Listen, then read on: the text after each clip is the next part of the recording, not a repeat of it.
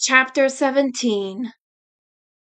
The night went by and the sun came up. As soon as the sun hit, Sarah and Jimmy's faces were off of Wilfred. They made sure they wouldn't run into the cankers. They weren't sure where they'd run into them, considering they had no idea where the Eds were. Wilfred seemed to be on the right track, though. The next to emerge from the swamp was Kevin, who dragged his bike along with him. He didn't catch a wink last night. He looked everywhere for Naz. He was almost attacked by a bear because he mistook its eyes for Naz. Kevin stopped and slumped against his bike. Oh, what's the use? Probably getting back at me. For what? I don't know. In the back of his mind, Kevin had an inkling about why she was so mad at him. He did save his bike over her in the gag factory. His mother gave him a bike the day she left. She was meaning for it to be a gift when they move into the city, but his dad would not let that happen. He wasn't the one to see him nearly get hit by Eddy's brother's car. His mother saw him a few times, where she saw him doing illegal things. He acted as if the bike were his mom. Strange. But he wanted her back in his life. So did his dad. But his job was close to home than the city. Kevin thought back to Naz. That was their first connection. When they met in kindergarten, Kevin was sad about his mother's leaving. Naz sat down with him and said she knew how he felt. From that day on, they remained close friends and promised to be there for one another. He couldn't relate to anybody else like Naz, except maybe Eddy? Kevin spied through the ring of his bike to catch a familiar figure scurry away. Eddy! Kevin screamed, launching himself on his bike and going full speed after his enemy. Time's up, Dorco! Little did he know that he was falling into a trap. It turned out to be Marie, disguised as Eddy. Kevin banged into May and was held up from the ground by his foot. So much for your ride, huh, tough guy? Lee said to him, turning Kevin to look at his town apart. That was the last thing Kevin saw before bound and gagged. Ed's nose twitched as he came out of his slumber. What was that smell? It smelled like body odor and cheap cologne. Ed's eyes burst open. He was sleeping upon Eddy, and Ed's rear end was leaning against his head. Good Lord! Ed screamed, scrambling out of the dog pile. They must have gone like that when they were sleeping. Ed slapped his head. What was he freaking out over? They used to pile on each other all the time when they were roughhousing. Why did they give that up? It was so much fun. Ed released the fireflies into the daylight when he heard grunting. Ed had fallen onto Eddy when Ed broke out from the pile. Get off! Eddy shouted, kicking Ed far up into the sky. He stood up and cracked his back. That was the worst sleep he had in years. He barely slept when his brother was home. He always played loud rock music, or he'd try to scare him. We should have slept at the motel, he said. They were close to a town now. They still had no idea where they were going, but at least they were near civilization. Suddenly, Ed came flying back down and smashed into the ground. The ground rumbled as if they were an earthquake.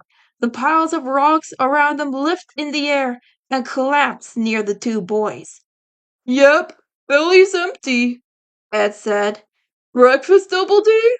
Ed asked Ed, who spat out a rock. I'm afraid we don't have any food, Ed. Ed's eyes bulged out from his sockets. He was sent into a panic.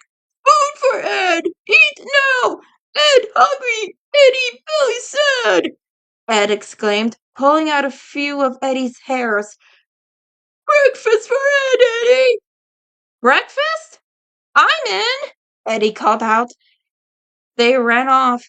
Ed once again brought up the rear, but he wasn't going to let them leave out of his sight this time.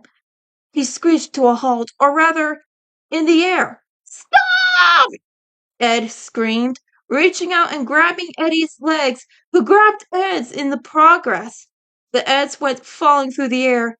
They braced themselves for impact, but their landing wasn't what they expected to be. Chapter 18. The Eds had a cushioning landing, a big change. Ed looked around to see the cliff they were perched on was only a few feet away. They were so high above the ground with what looked like a bunch of carnival rides below them. What happened? We seem to be on a Ferris wheel, Ed pointed out. Too high, guys! Ed immediately started panicking. Ed, stay calm. No sudden movements now, Ed said to his friend. Ed's words were right through Ed's ears as he leaped from their seat and next until the Ferris wheel began moving. Ed was trying to run to the ground, but he wasn't going anywhere.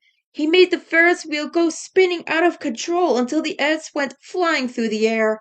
They smacked into a sign, which came collapsing to the ground. Oh, now look what we've done! Ed cried, grasping his head after he dragged himself out from underneath the sign.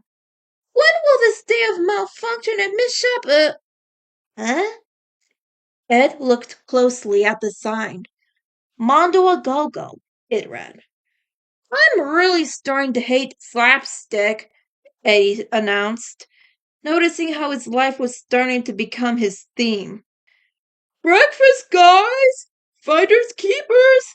Ed exclaimed happily, eating a corn dog that was on the ground for who knows how long. Glutton, Eddy murmured before turning to Ed. He was really focused on that sign and leaned down. Mondo a go-go. Now why does that sound familiar? It doesn't. Ed, find me one of those corn dogs, will ya? I could eat a horse.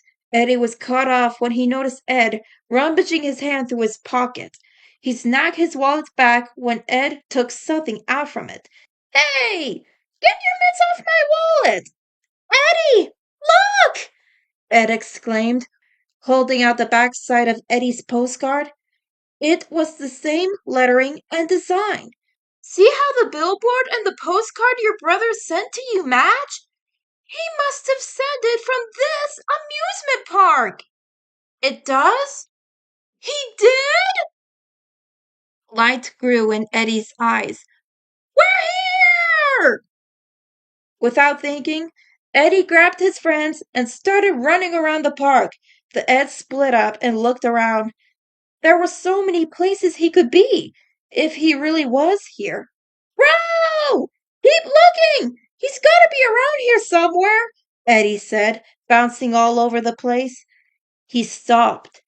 Eddy turned to see Ed, who was standing in place, looking as if he was in a trance. Hey, why don't you quit standing there and do something? Whoa! Ed bellowed. The Eds froze in place. An actual house shaped like a well stood in front of them. Eddy, didn't you say your brother was once a whaler?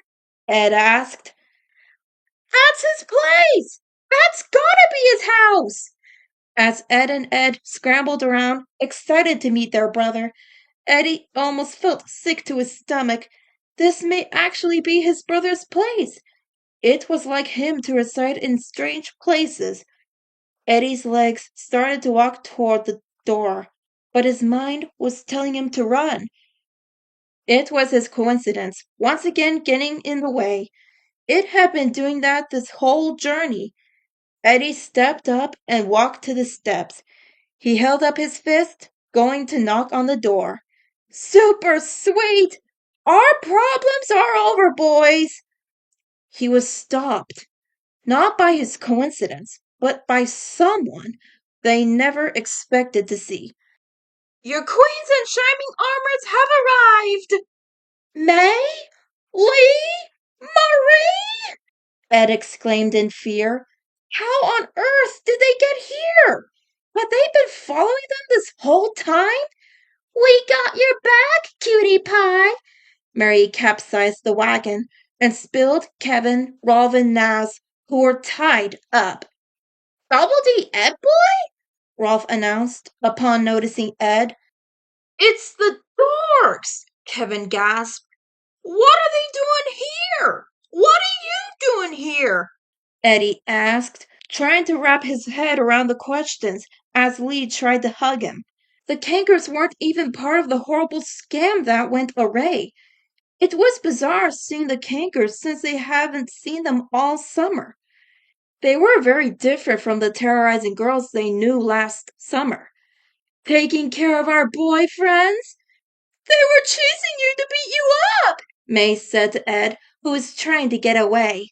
Yeah, no one beats up our little love muffins, Marie replied as she pinned Ed against the house. The boy sweated profusely. That always happened when he was around Marie. He caught a patch of dry mouth. What? They were all taken aback by a familiar squeal. Wilfred, is that you? Rolf asked, sitting up. He thought he lost his pig for good. I swear, if he eats one more corn dog off the ground, look! It's those twerps! Marie gasped, with angry fire in her eyes. The two children were going to pay for humiliating them. Baby sister! Ed rejoiced. He thought he was never going to see her again. Jeepers, Ed! You're still in one piece! Sarah said, sighing. One side of her was relieved that they found Ed. He'd kept her safe from the Kankers. Did we miss the Ed's beating? Jimmy asked, hoping they didn't come all this way for nothing. Kevin freed one of his arms and grabbed Eddy by the leg. Nope, you're just in time. Eddy flailed until a realization flew into his mind. In your dreams, Double Jim. Tell you what, why don't you talk to my bro?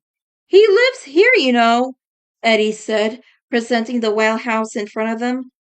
This statement caused an uproar of different reactions. Kevin noticed how Naz was immediately love-struck. She always had a crush on Eddy's brother. Why, it was beyond him. Everyone waited in anticipation as they climbed up the stairs. This was it. There was no turning back now. He was going to find out the truth he needed to know about his brother.